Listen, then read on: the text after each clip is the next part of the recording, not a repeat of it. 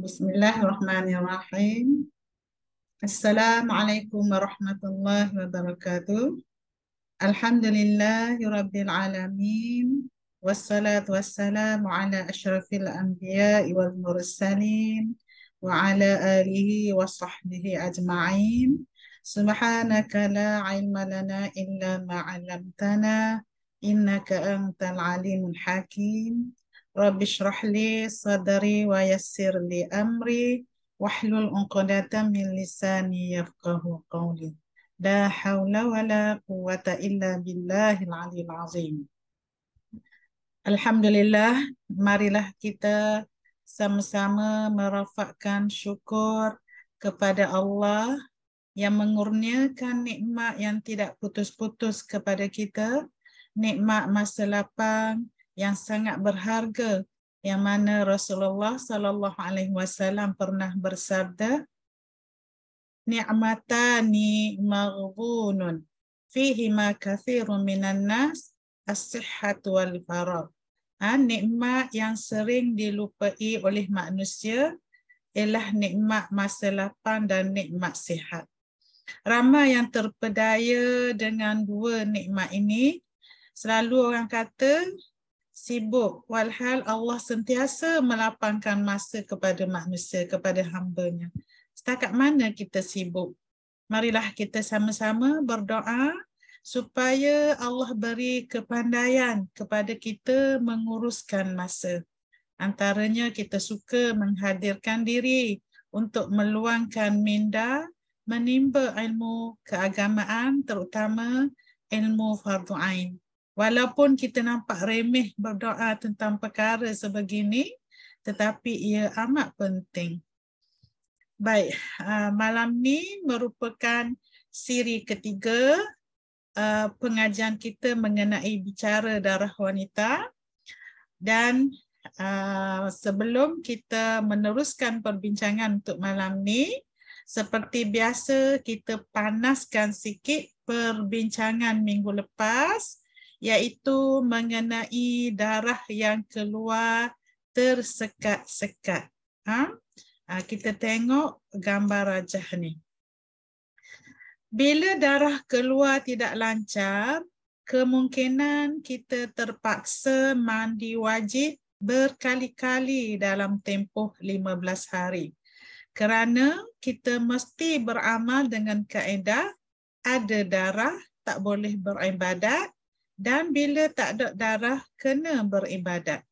Dan mengenai macam mana kita nak pastikan darah sudah berhenti keluar ialah dengan melalui tanda seperti kita rasa kering. Tidak ada lagi rasa kebasahan pada faraj yang dinamakan keadaan jufuf. Kedua, apabila dicalik tidak ada lagi kesan darah yang berwarna pada kapas yang dicalik. Dan yang ketiga, keluar cecair yang tidak berwarna. Cecair ini dinamakan qussatul baydha. Mungkin keluar cecair jernih seperti gam uhu ataupun berwarna putih seperti liquid paper ataupun kapur. Apabila ada tanda mana yang terdahulu, kena segera mandi wajib. Itu bermakna darah telah berhenti.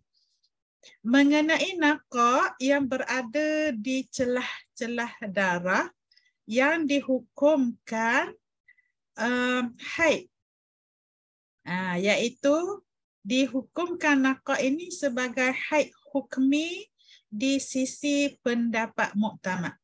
Ini pendapat jumhur dalam mazhab Syafi'i. Satu lagi pendapat Al-Laqati ataupun Talfiq. Ia menghukumkan waktu nakak itu adalah waktu suci. Dengan syarat darah yang berhenti itu mencukupi 24 jam ataupun lebih. Pandangan ini boleh diguna pakai ketika berada di tanah suci. Ini merupakan ketetapan jawatan kuasa muzakarah haji. Tahun berapa? Apa ingat dah? Mungkin tahun tahun 1990, 99 gitulah. Pernah juga Ustaz sebut, tak ingat tahun bila. Jawatankuasa Jamaah Haji ni, Jawatankuasa Muzakarah Haji telah menetapkan boleh guna pendapat Al-Laqti ni. Okay. Jadi sesiapa yang telah melakukan tawaf rukun dalam masa naqa' tetap sah dengan syarat waktu naqa' ini darah berhenti 24 jam atau lebih. Bila guna pendapat ini, maknanya kena ikut jugalah 24 jam darah tu berhenti. Kalau mungkin berhenti dalam tempoh 5-6 jam, tawaf yang telah dilakukan itu kena ulang semula. Jadi boleh guna pendapat Al-Laqti ini ketika berada di Mekah. Itu dia.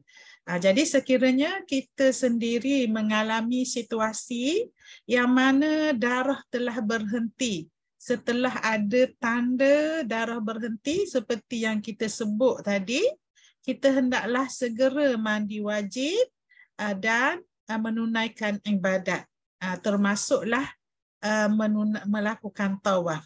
Jika kita dapati darah telah berhenti melebihi 24 jam, maka sahlah tawaf kita. Tapi kalau darah itu berhenti tak sampai 24 jam, maka terbatal tawaf tersebut dan kena ulang semula. Itu dia. Baik, kita nak sebut satu perkara penting yang dibahaskan oleh ulama dalam bab ini, iaitu waktu darah berhenti. Memang secara ittifaq, ulama dalam mazhab Syafi'i bersetuju terus mandi wajib setelah pasti darah berhenti. Namun, Imam Al-Rafi'i memberi pandangan bahawa orang yang pernah mengalami haid terhenti sehari ataupun 2 hari, yang mana darah keluar semula selepas itu, dan darah kedua yang keluar itu masih dalam tempoh 15 hari. Kita tengok contoh.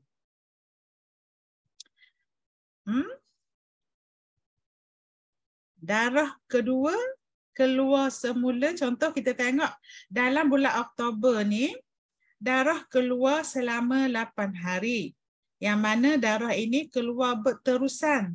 Apabila hari ke-9 tu darah telah berhenti terus. Tak ada darah lagi sehingga hari ke-15. Bermakna haidnya adalah 8 hari bagi bulan Oktober. Dan kita tengok bulan November pula, hari ke-6 darah dah berhenti. Pendapat muktamad memang berittifaq menyarankan kita terus mandi wajib sebab darah dah berhenti dan tidak ada lagi penghalang ataupun manik untuk beribadat. Ini merupakan pendapat jumhur ulama besar termasuk Ibnu Hajar, Imam Nawawi, Syekh Ramli, Ar-Rafi'i sekalipun mengatakan wajib mandi pada hari ke-7 selepas darah berhenti. Jadi kalau kita tengok di sini, kemungkinan bulan bulan November ini keluar semula darah. Hari ke-8 tu keluar darah. Bermakna haid dia juga 8 hari. Itu dia. Jadi Kak Nur nak tekankan di sini, iaitu apabila bulan Disember berlaku perkara yang sama seperti mana bulan November ni. Hari sebelum tu maknanya kemungkinan haid dia lebihlah daripada 6 hari tu. Kalau bulan Oktober 8 hari. Bulan November tu berlaku naqa' di situ. Dan darah hari ke-8 darah keluar semula, yang mana akhirnya dihukumkan 8 hari haid dia, sama seperti mana bulan Oktober.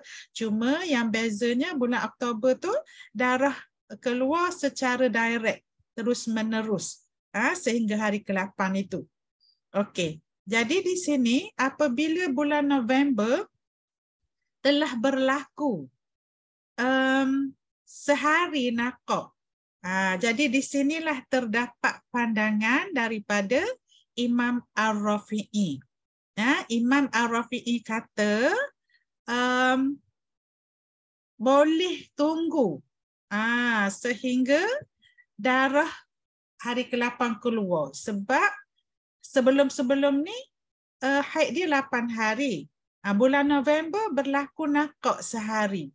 Jadi masa bulan November tu sebab tak pernah berlaku lagi berhenti, maknanya berhenti sehari lepas tu keluar balik, maknanya dia tak tahu lagi bahawa hari ke-8 ini akan keluar semula darah. Jadi apabila hari ke-6 dah berhenti, di sini kena mandi wajib. Ini sepakat mengatakan wajib mandi apabila pasti darah sudah berhenti. Itu dia. Cumanya pendapat Imam Ar-Rafi'i, dia kata kalau bulan Disember ini berlaku hari ke-6 sama seperti mana bulan November, berhenti sehari. Jadi dia boleh tunggu untuk tidak mandi lagi, tidak mandi wajib lagi hari ke-7 ni dengan harapan seperti berlaku seperti bulan lepas. Hari ke-8 itu keluar darah semula. Ini pandangan Imam Ar-Rafi'i. Jadi kalaulah di antara kita ini pernah terjadi macam ni, maknanya bulan lepas darah itu tak sampai lagi. Mungkin lebihlah 10-11, tapi berhenti sebelum sampai ni waktu ni. Tiba-tiba memang jadi sungguh. Maknanya bulan yang kedua, kalau berlaku macam ni, seperti bulan November ni, maknanya boleh tunggu untuk tidak mandi wajib lagi. Ini pendapat Imam Ar-Rafi'i. Itu dia. Okey. Maknanya kalau kita tengok di sini, pandangan Imam Ar-Rafi'i ini mengambil kira jika berlaku perkara tersebut secara berturut. Tapi kalaulah baru bulan ni jadi, contohnya bulan November baru jadi gini, dia tak boleh tunggu lagi walaupun bulan lepas haid dia 8 hari. Jadi bulan November ni dia kena mandi wajib selalu hari ke-7 ni. Cuma apabila bulan Disember berlaku seperti mana bulan November, jadi dia boleh tunggu darah keluar semula dengan syarat tidak melebihi tempoh seperti bulan lepas. Itu dia. Maknanya kalaulah hari ke-8 tak keluar juga darah, maknanya dia kena mandilah hari ke-8 tu. Dan kalaulah memang betul-betul darah tu berhenti pada hari ke-6 sahaja, bermakna dia kena qada balik ibadat yang ditinggal ketika menunggu darah keluar. Itu dia. Okey, boleh faham tak setakat ni? InsyaAllah. Tu. Jadi pandangan Imam Nawawi memang dia tetap dengan pendirian dia. Walaupun bulan lepas berlaku dah gitu, tapi Imam Nawawi kata tetap kena mandi wajib pada hari ini, pada hari ke-7 ni. Sebab dia kata kemungkinan darah ini akan berhenti setakat ini sahaja. Maknanya kalau berhenti setakat itu, guana pula.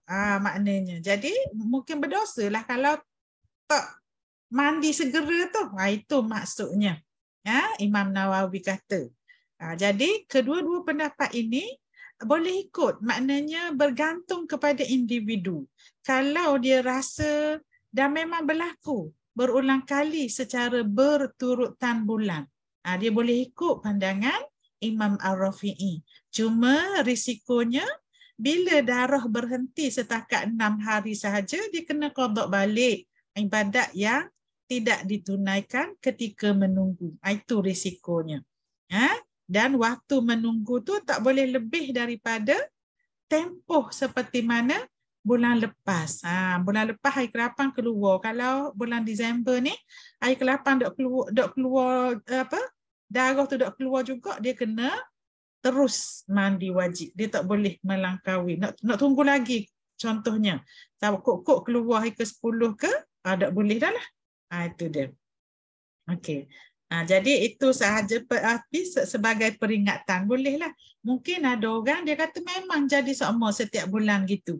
Maknanya dia boleh ikut pandangan Imam Ar-Rafi'i. Bergantung keadaan individu masing-masing lah. Itu dia. Cumanya risiko saat ni gitulah. Kalau lah darah tu dah berhenti, memang berhenti 6 hari, kena qada semula. Itu dia. Okey.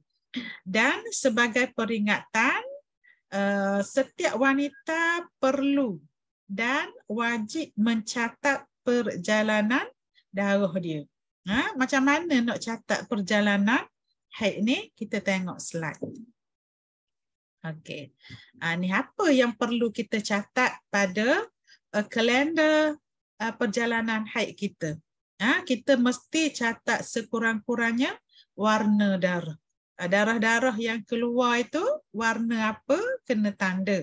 Ini mesti ada dalam kalender perjalanan haid kita.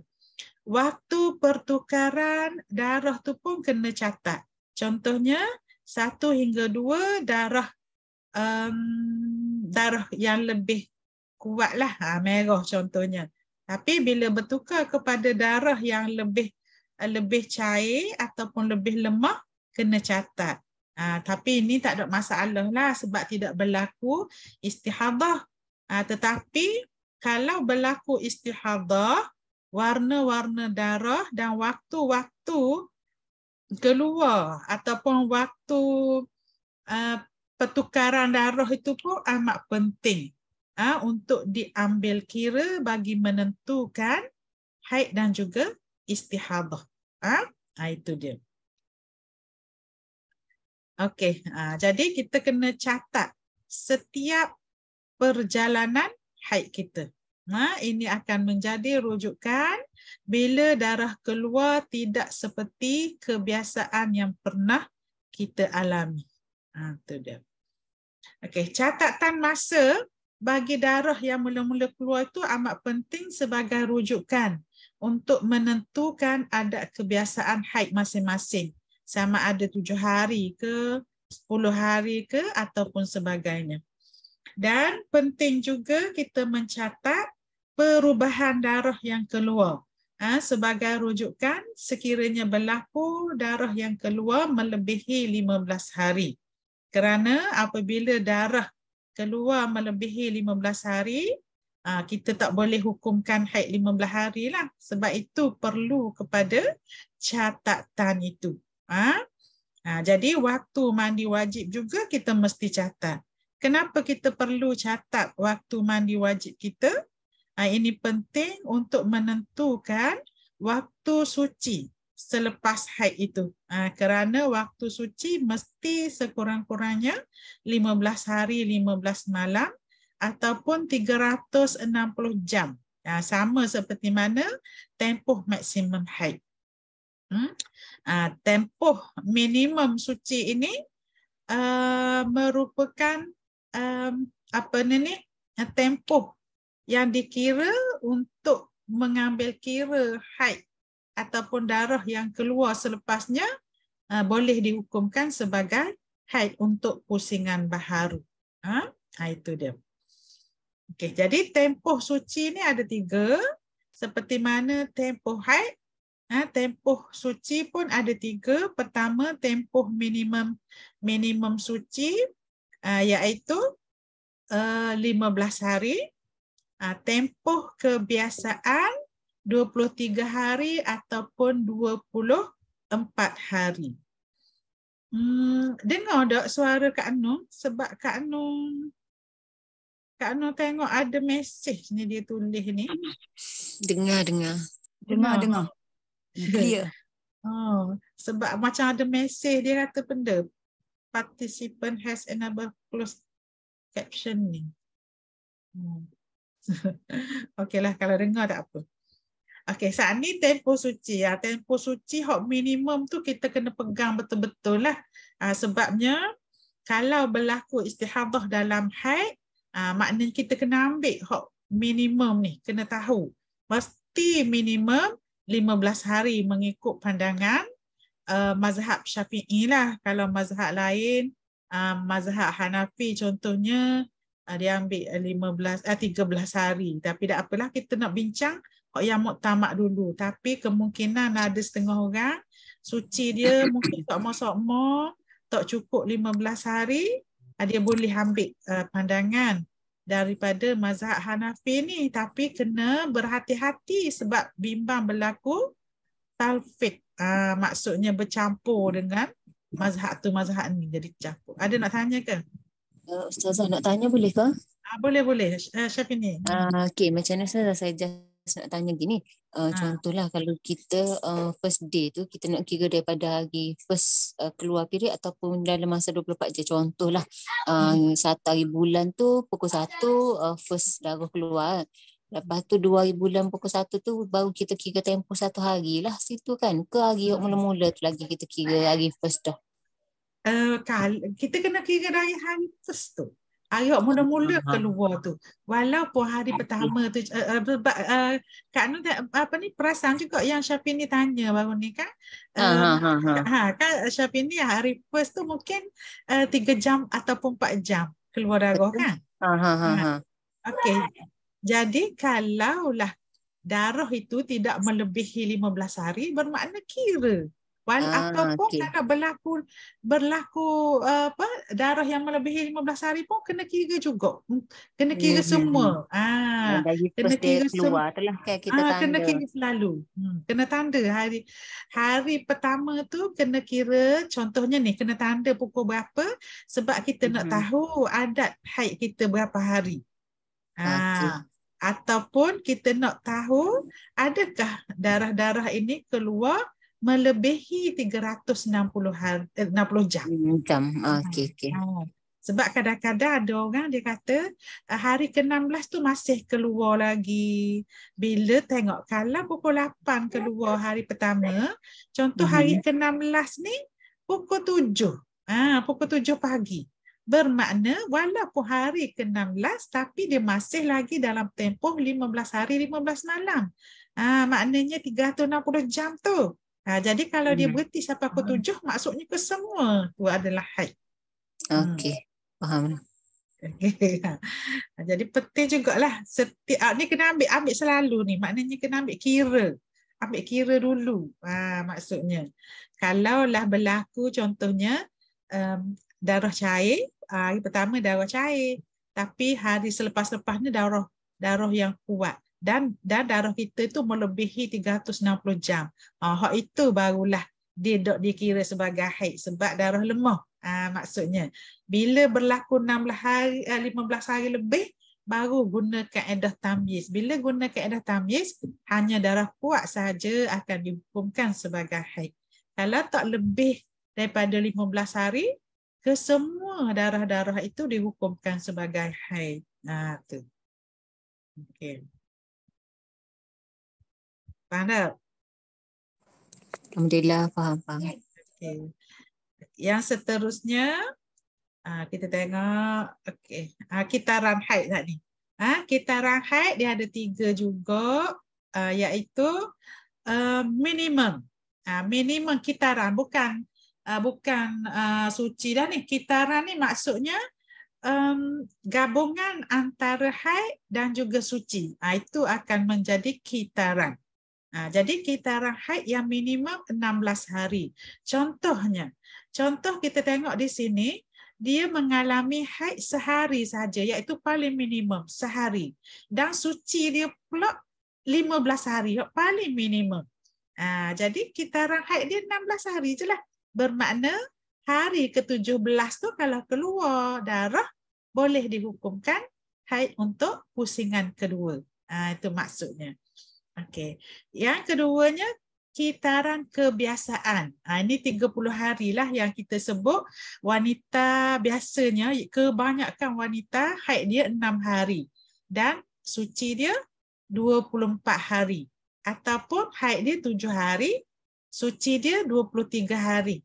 Jadi kitaran dia 30 hari. Itu kebanyakan wanita. Dan kitaran yang maksimumnya tidak ada had, dan kita sebut hari tu suci pun tidak ada had kan. Maknanya walaupun haid dia 15 hari tapi suci dia 4 tahun, tak apa. Maknanya sebab itu kita kata maksimum suci tidak ada had. Tu dia. Okey. Dan perkara yang berkaitan dengan haid ni termasuklah kita kena tahulah kitaran haid kita berapa hari yang kebiasaan. Tapi ada setengah orang dia tak tetap. Ya tak? Kadang-kadang kitaran kebiasaan dia 30 hari, kadang-kadang lebih, kadang-kadang tak siapa pun 30 hari. Itu tak ada masalah lah.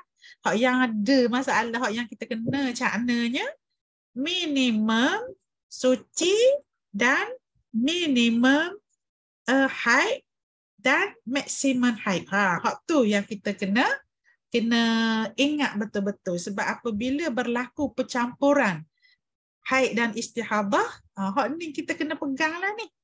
Minimum haid berapa hari? Iaitu sehari semalam 24 jam. Dan minimum suci pula 15 hari. Tu kena pegang tu. Maksimum haid pula tak boleh lebih pada 15 hari. Tu.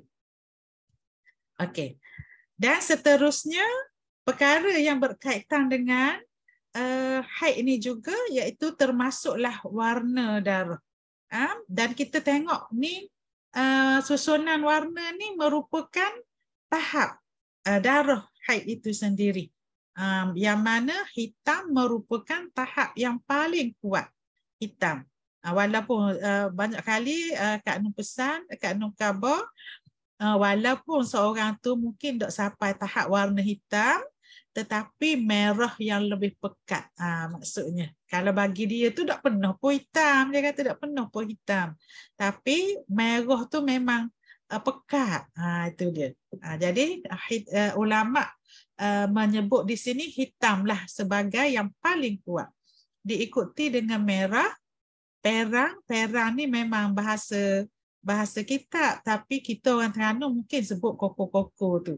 Jadi koko-koko tu peringkat yang ketiga, semakin lemah lah. Tu dia. Dan keempatnya kuning, dan yang kelimanya keruh. Keruh ni ulama sebut seperti warna tanah yang bercampur dengan air tu. Maknanya selagi berwarna lah. Kita kata mungkin kalau bahagian kita, hak yang dah biasa ni, hak yang tidak ada masalah apa-apa, maksudnya mula-mula tu mungkin seseorang tu keluar dengan darah kuat, lepas tu semakin cair, tak? Itu dia. Atau coklat. Dan itu dia, coklat. Mungkin orang tak ada pun sampai tahap keruh ni, mungkin hak dia habis dengan pisang tu coklat je. Itu dia. Tapi ada orang lepas coklat tu dia mari pulak, ada lagi warna-warna. Itu bergantunglah. Tapi hak ni lah kita kena ingat susunan warna tu, susunan tahap tu. Sebab apabila berlaku darah yang melebihi 15 hari 15 malam ini, kena ambil kira ni apabila kita nak menentukan haid dan juga hak mana istihadah. Sebab dalam kaedah tamyiz, dia ada banyak lah, ada boleh gabungnya. Gabung tu macam mana? Adakah darah tu mengikut tahap? Kalau daripada hitam, dia pergi kepada merah dulu. Kalaulah darah tu mula-mula hitam, lepas tu tubik keruh, lepas tu baru merah. Maknanya kemungkinan di sini tak boleh gabung, ya tak? Nanti kita akan belajar dalam dan bab istihadah nanti. Itu dia. Okey.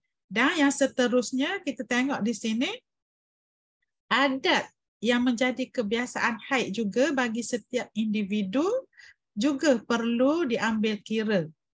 Dan setiap individu tu mesti tahulah adat kebiasaan haid masing-masing.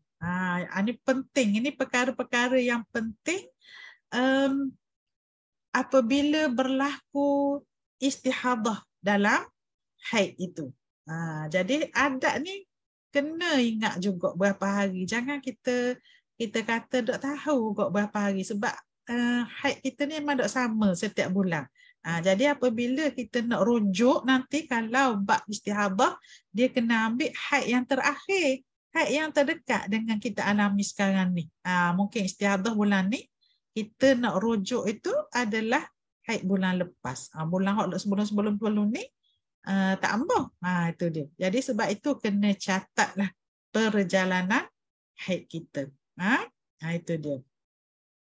Okey, jadi walaupun kita sebut tadi kitaran haid yang normal 30 hari, tapi tak semualah wanita ataupun kita ini mengalami kitaran yang normal. Ada kata 28, 29, 35, 40 tu. Itu dia. Yang pasti kita kena tahu tempoh haid maksimum 15 hari dan suci minimum 15 hari. Hak tu yang paling kita kena tahulah. Itu dia. Okey, setakat ni ada nak tanya-tanya. Hari tu Syafini tanya benda gitu. Hak saya WhatsApp tu ke Ustazah? Gitu saya tanya macam contohlah kita mari haid tu 10 hari.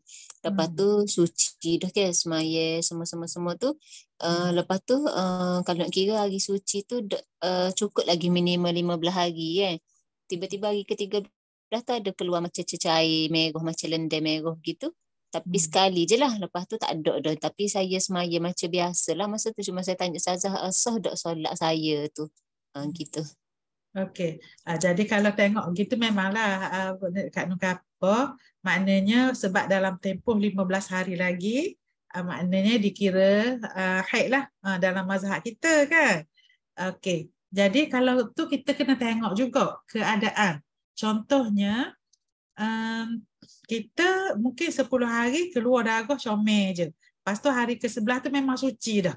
Suci dengan tanda keluar cecair putih dah, maknanya lepas tu tak ada dah kesan-kesan darah. Tiba-tiba mungkin seperti Syafini kata hari ke-13 keluar pula. Mungkin ada apa lendir-lendir yang berwarna itulah kita calik di kapas.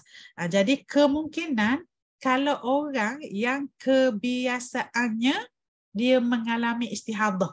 Contohnya bulan-bulan lepas tu pernah dia mengalami istihadah. Dan istihadah dia tu seperti mana berlaku pada hari ke-13 tu. Maknanya dia terpulang kepada keadaan dia. Dia boleh ambil pendapat yang mengatakan warna yang keluar hari ke-13 tu sebagai istihadah tu.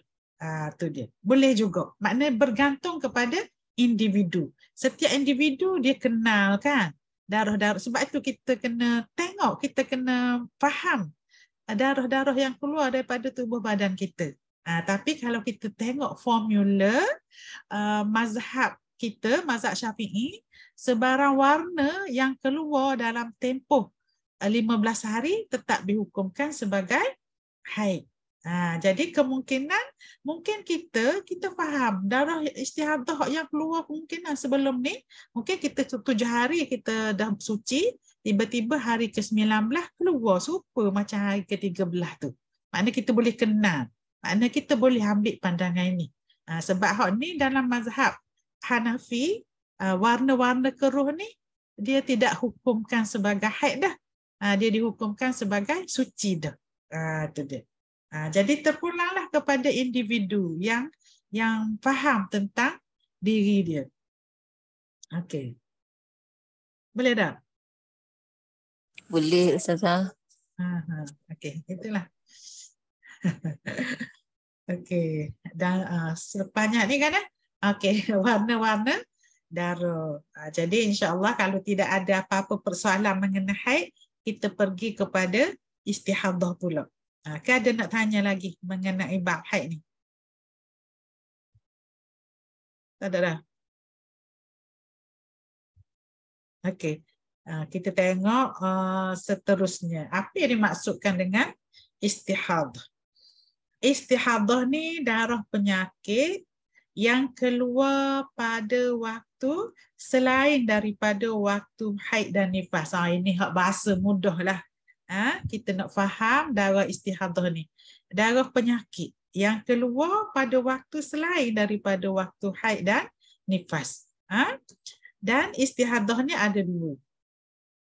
Okey. Istihadah ada dua. Yang pertamanya, Kak Anu sebut istihadah sughra lah, supaya kita boleh faham. Sughra ni maksudnya yang mudah untuk kita uruskan ataupun kita hukumkan. Tu. Contohnya darah istihadah sughra ni, darah yang keluar tidak mencukupi 24 jam dalam tempoh 15 hari. Tu. Jadi bila darah itu, walaupun ketika itu memang waktu kemungkinan haid kita dah, tetapi dia keluar tak cukup 24 jam dalam tempoh 15 hari. Maknanya kesemua darah-darah itu dikira sebagai istihadah. Contohnya hari pertama 3 jam yang kita bincang sebelum ni. Contoh haid hari tu kan, yang tak mencukupi syarat haid tu. Hari kedua 2 jam, bila kita himpun ke semua tak cukup 24 jam. Dia dihukumkan sebagai istihadah. Maknanya terus apabila hari ke-15 kita tahu dia cukup 24 jam, terus kita hukumkan ia sebagai istihadah. Itu dia. Ataupun darah yang keluar dalam tempoh minimum suci 15 hari 15 malam. Contohnya apabila kita mengalami haid, kita akan mengalami fasa suci. Suci itu mesti sekurang-kurangnya 15 hari. Tetapi tak sampai lagi 15 hari keluar darah. Maknanya kita dah tahu dah. Itu darah istihadah. Tak perlu nak kira-kira semula dah daripada awal lagi. Tak perlu. Itu dia. Darah yang mudah untuk kita hukumkan ia sebagai istihadah. Ini dia. Yang keduanya istihadah kubra. Istihadah kubra ni darah yang keluar melebihi tempoh maksimum haid secara berterusan. Darah keluar berterusan melebihi tempoh maksimum haid. Itu dia. Ini bermakna berlaku istihadah kubra. Bila berlaku istihadah kubra, kita tak boleh menentukan haid 15 hari. Yang selebihnya adalah istihadah. Kita tak boleh kata gitu. Sebab dia ni istihadah kubra. Istihadah kubra ni maksudnya yang rumit nak selesai. Kita tak boleh just cover ni istihadah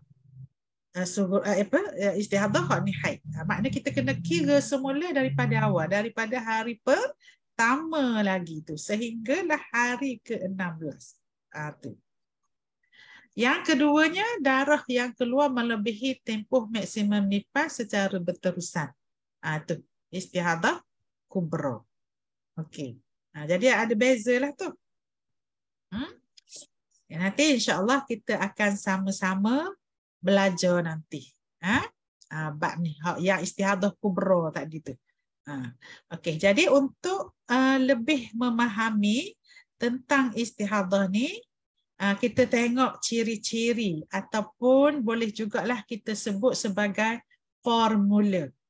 Yang pertamanya, darah yang keluar itu tidak cukup 24 jam dalam tempoh 15 hari. Mungkin keluar 3 jam sehari, kita kata tadi. Ada hari darah tak keluar. Jika dicampur ke semua jam dalam tempoh 15 hari itu, tak cukup 24 jam, maka darah itu dihukumkan sebagai istihadah. Ciri ataupun formula yang kedua, darah yang keluar dalam tempoh minimum suci 15 hari.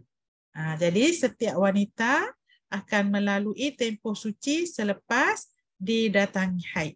Tempoh suci itu mesti sekurang-kurangnya 15 hari. Jika suci tidak cukup 15 hari, tapi darah dah keluar, bermakna darah itu adalah istihadah. Tadi kita dah sebut tadi tu. Kedua-dua ciri ini ataupun kedua-dua formula ini termasuk dalam istihadah sughra. Itu dia. Yang ketiga, darah yang keluar daripada wanita yang belum mencapai usia 9 tahun qamariah secara takriban. Walaupun ada yang sebut darah ini darah fasad, sama je sebenarnya, cuma nama sahaja. Hukum darah itu sama, iaitu istihadah. Itu dia, tak ada masalah dari segi nama tu. Okey. Jadi bila usia tak sampai lagi lingkungan 9 tahun qamariah secara takriban, jika darah dah keluar, terus dihukumkan sebagai istihadah. Tu 3 ciri istihadah sughra. Itu dia. Jadi ciri yang lepas, ciri pertama kita dah terangkan macam mana nak kira secara yang dimaksudkan dengan takriban itu. Iaitu dalam tempoh 15 hari lagi nak genap usia 9 tahun, darah yang keluar itu boleh dihukumkan sebagai haid lagi. Tapi kalaulah 16 hari, kalau 16 hari baru nak sampai 9 tahun secara tahdidan, maknanya darah itu baru dihukumkan sebagai istihadah. Yang ciri pertama kita dah terangkan dah. Itu. Ada nak tanya setakat ni yang makna takriban tu, faham kan? Faham tak? Okey. Dan yang keempatnya, darah yang keluar selepas bersalin yang melebihi 60 hari. Yang melebihi 60 hari nifas. Itu dia. Dan juga darah yang keluar dalam kat not tinggal. Darah yang keluar dalam tempoh maksimum ada dalam berdua dah. Yang keluar melebihi maksimum haid. Jadi dua ciri ataupun dua formula ini termasuk dalam istihadah kubra dan 3 termasuk dalam istihadah sughra. Itu dia. Jadi ada 5 cara lah kita nak kenal pasti adakah dianya istihadah. Istihadah sughra ataupun istihadah kubra. Itu dia. Okey. Jadi yang perlu kita tahu adalah darah yang keluar dalam tempoh 15 hari, dia kira haid. Iaitu tempoh yang maksimum. Kalau 15 hari sahaja, semua haid. Dan yang keduanya kita kena ingat, kita kena faham tempoh minimum suci. Itu dia. Sebab benda-benda ni akan dibawa nanti untuk kita kira yang mana haid, yang mana istihadah apabila berlaku istihadah kubra. Itu dia. Okey. Sekarang ni kalau kita tengok ramai yang mengalami istihadah dalam haid. Sama ada istihadah sughra ataupun istihadah kubra. Kalau istihadah kubra ni ramai yang mengalaminya apabila menghampiri menopause. Itu dia. Jadi kita tengok apa dia faktor yang menyebabkan berlakunya istihadah. Antara punca yang apa ni yang berlakunya istihadah ini kemungkinan daripada pemakanan. Ini dia.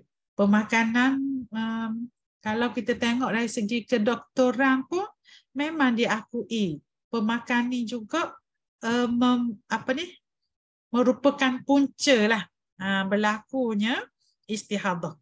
Kalau kita tengok banyak sekarang ni makanan fast food yang mengandungi banyak bahan kimia yang sedikit sebanyak memberi kesan ke atas tubuh badan kita. Perubahan hormon juga mempengaruhi perjalanan kitaran haid. Mungkin perubahan hormon ni kerana mengamalkan makan ubat perancang. Kau marah sebut ubat perancang. Tapi ia pun, ya dah. Maknanya mungkin kesan daripada makan ubat-ubatan lah, kita kata. Jadi antaranya mungkin yang boleh mengganggu hormon ni perancang tu. Seguana. Perancang tu kan ubat hormon je tau. Ubat hormon. Jadi sedikit sebanyak memberi kesan ke atas perjalanan kitaran haid seseorang. Pemakaian Ataupun IUD, pemakaian ni, IUCD. dok benda kat tangan ni dok ingat dah. Apa nanti? Implan. Implan. Sebab ramai sangat yang mengadu lah, yang mengalami istihadah tu ni. Dia kata baru pakai ni ataupun dah lama dah pakai berlaku istihadah. Ramai sangat. Bila kita tanya pun memang dia kata pernah lah dulu implan ataupun Tak reti nak kira, tak reti nak kira darah dia. Dia datang. Ataupun makan ubat hormon macam lu kering ke, contoh orang nak pergi Mekah kan, dia mungkin masa umrah tu singkat, jadi kemungkinan hari dia nak pergi tu dah berlaku haid, jadi mungkin dia nak sekat lah. Jadi kemungkinan siapa dia nak menjadi lagu lain pula, bukan kata sekat. Banyak pula. Tu dia. Jadi hak inilah yang menyebabkan berlaku istihadah. Ni faktor-faktor lah yang dibuat kajian oleh ulama lah. Sebab ni ustaz-ustaz sebut, ulama-ulama sebut ni apa yang menyebabkan berlakunya istihadah ni. Itu dia. Yang seterusnya perubahan iklim pun. Dia kata perubahan iklim, mungkin kita di sini iklim doklah ekstrim sangat. Bila kita travel ke negara yang memang panas ke, mungkin tak tahan tubuh badan kita, itu pun boleh menyebabkan berlakunya istihadah. Stres contohnya. Stres kadang-kadang tu pelajar-pelajar yang nak periksa, mungkin stres disebabkan musim periksa pun ramai yang istihadah. Ni pun memang yang Kak Nur selalu dengar ni, yang mari mengadu ni pelajar-pelajar tingkat 4, 5 lah terutamanya bila nak periksa. Ramai kata dia mengalami istihadah. Tak tahulah tu. Itu dia. Gangguan jin juga. Ustaz-ustaz pun kata gangguan jin juga boleh menyebabkan berlakunya istihadah, sebab jin dia suka bersarang di bahagian rahim, ya tak? Bahagian bawah perut kita tu. Itu dia. Ini antara faktor-faktor yang menyebabkan berlakunya istihadah. Dan mungkinlah di antara kita pun yang di sini ada yang mengalami istihadah. Itu dia. Okey. Jadi perkara istihadah ni bukan perkara baru, kerana ulama silam telah membicarakan tentang istihadah ni pada zaman mereka lah. Mereka telah membuat kajian tentang darah ini supaya menjadi panduan kepada kita, golongan wanita ni. Dan sepatutnya kita berterima kasihlah kepada ulama Islam dan juga ilmuwan serta agamawan yang bertungkus lumus memberi kefahaman kepada kita tentang darah ni. Mungkin dulu generasi seangkatan kita ni tidak mendapat penerangan yang terperinci tentang darah ini, ya tak? Sehingga ada yang menetapkan haid dan istihadah ini dengan cara yang tidak tepat.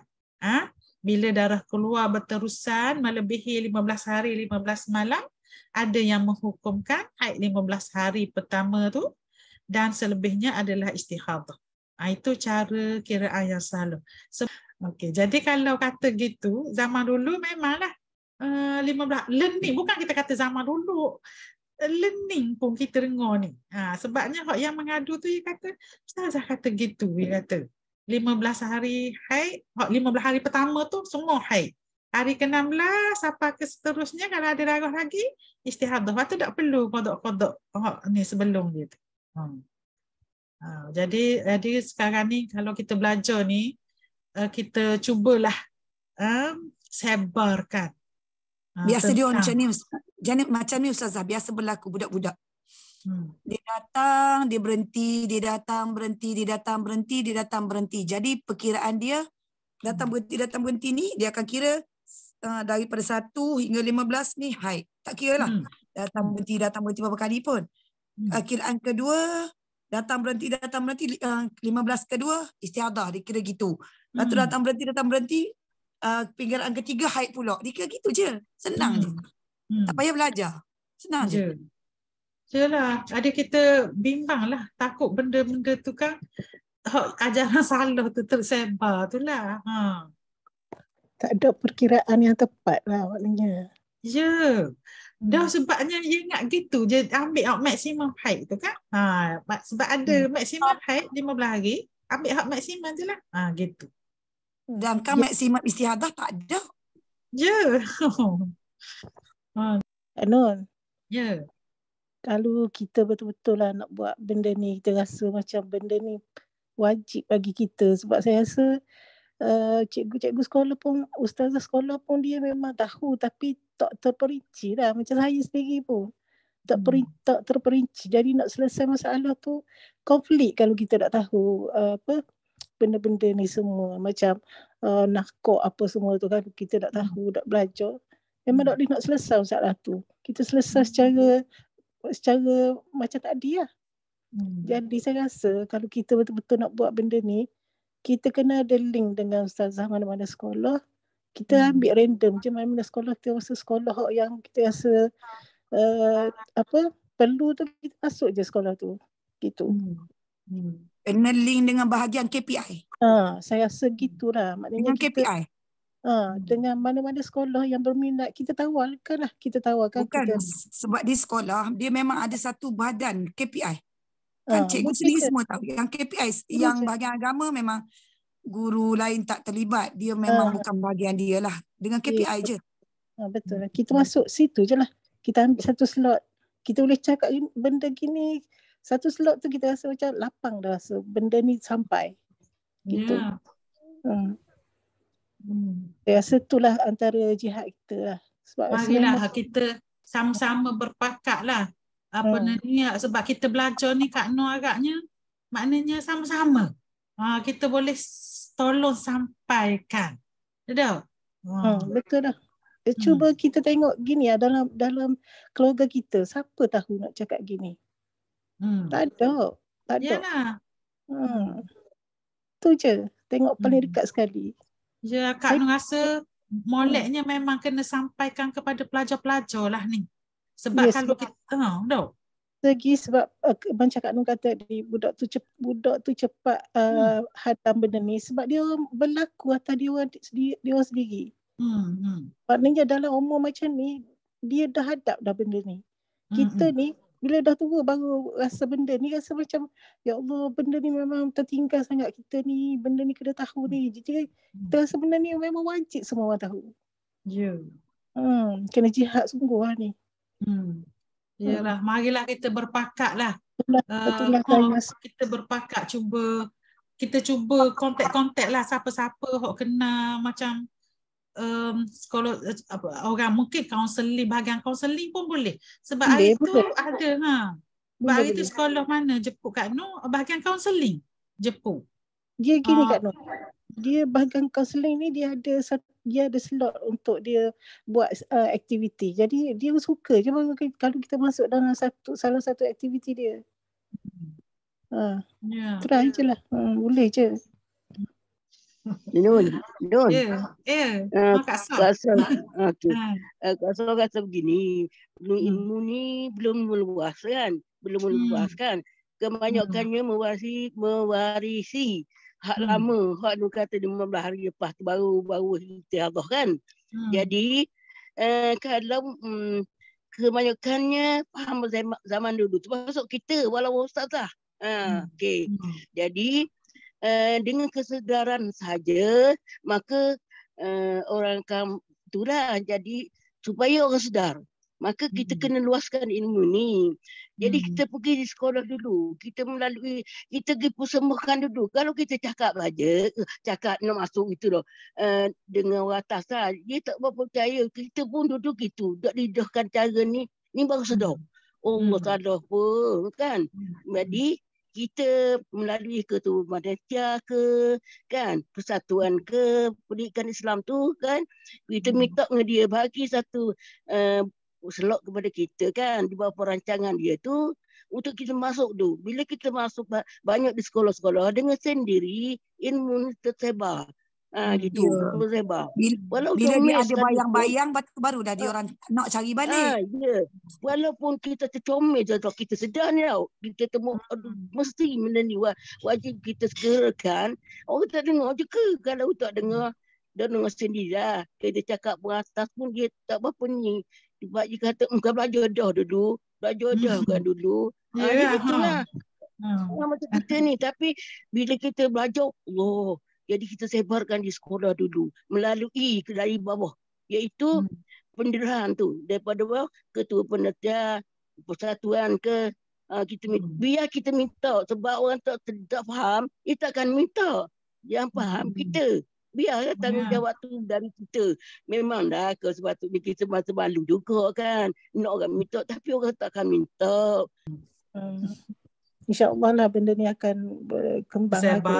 Kita harap gitulah. Siang sangat anak-anak kita lah. Generasi-generasi kita akan datang tu. Bimbang takut dia macam kita juga. Sampai ketua baru tahu. Betul dah. Saya kadang-kadang bila dengar sekali-sekali dengar setiap slot ni rasa macam ketul lutut rasa. Sebab rasa macam benda ni memang sangat-sangat perlu kena khabar korang ni berkenaan dengan ibadat kita. Untuk hidup kita ni. Untuk kawan-kawan tahu pun bonda macam tu juga. Ada kawan bonda sangat serius dia punya haid dia. Tapi bila bonda ajak masuk kelas ni dia macam keberatan lagi lah. Sebab dia kata dia dah tanya dah Ustazah. 15 hari haid, 15 hari nifas. Susah lah. Dan bonda sendiri pun pernah mengalami situasi yang sangat sulit lah. Sewaktu pakai implan. Memang serius lah, susah. Sampai kita tak tahu nak buat ibadat macam mana. Tak tahu nak kira macam mana. Sekarang baru tahu. Dah nak buat macam mana perkara tu dah lepas. Maka kena qada je lah. Padahal mudah je kan. Bila kita belajar mudah je sebenarnya. Yelah, mudah je. Tapi kaedah tu kita tak tahu lagi sebelum ni lah. Formula. Okay, tak apa, kita pakai je lah. Kak Nur pun ambil apa yang Kak Nur faham daripada, sebab Kak Nur bukan belajar dengan seorang je. Banyak dengan Ustaz Abah Usamah tu memang Kak Nur ikuti sama-sama. Dan kalau dia buat talaki ke ataupun live ke, ni benda yang biasa pun Kak Nur dengar. Ustaz Muhammad Radi tu ke, memang Kak Nur suka. Kak Nur pun rajin juga berbincang dengan Ustaz Muhammad Radi Idris tu, Umri tu. Dia rajin masuk dalam YouTube serba hak dia ajar. Kak Nur rajin bincang dengan dia. Tak apalah, insya-Allah dah. Insya-Allah tersebarlah ilmu ini supaya semua anak-anak kita terkeluarlah daripada kejahilan tentang bab yang amat penting. Dan ulama kata ilmu fardu ain, maknanya kalau kita tak belajar sebelum ni, maknanya kita masih tergantung tanggungjawab untuk belajar ilmu fardu ain ini. Masih dipanggil budak-budak. Masih dipanggil budak-budak kerana tahap pembelajaran kita macam budak juga. Umur dia tua. Sibian, kita budak-budak Ustaz Wan Najib Gajah. Kepada orang tua tu, dah kan kita tak memiliki ilmu lagi, sama je budak. Tak apalah, insya-Allah lah tersebar dah. Okeylah, kalau tidak ada apa-apa lagi, Kak Nur berhenti di sini dulu dan kita sudahi dengan aqulu qauli hadza wa astaghfirullahalazim li wa lakum. Wassalamualaikum warahmatullahi wabarakatuh. Kita tangguh dulu dengan tasbih kafarah dan suratul Asr. Subhanakallahumma wa bihamdika asyhadu an la ilaha illa anta astaghfiruka. Bismillahirrahmanirrahim. Wal 'asri innal insana lafi khusr illa allazina amanu. Assalamualaikum warahmatullahi wabarakatuh. Waalaikumsalam. Jazakillah Ustazah. Afwan. InsyaAllah. InsyaAllah. Terima kasih.